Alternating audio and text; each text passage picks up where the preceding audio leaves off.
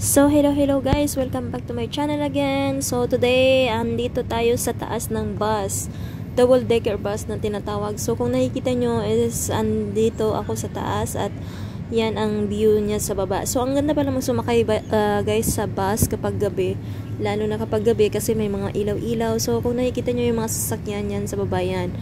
Ang ganda talaga guys.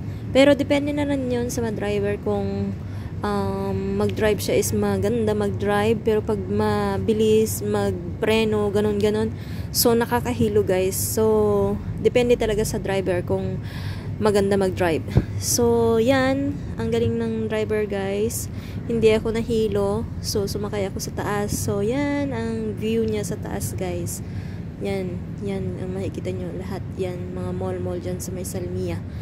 So, eto naman yung taas ng bus. Solo flight ko ngayon. Yan. Solo flight. Walang tao kasi Thursday ngayon. So, nasa bus sa baba yung iba. So, umakit ako sa taas kasi parang feel ko na dun is maganda ang view.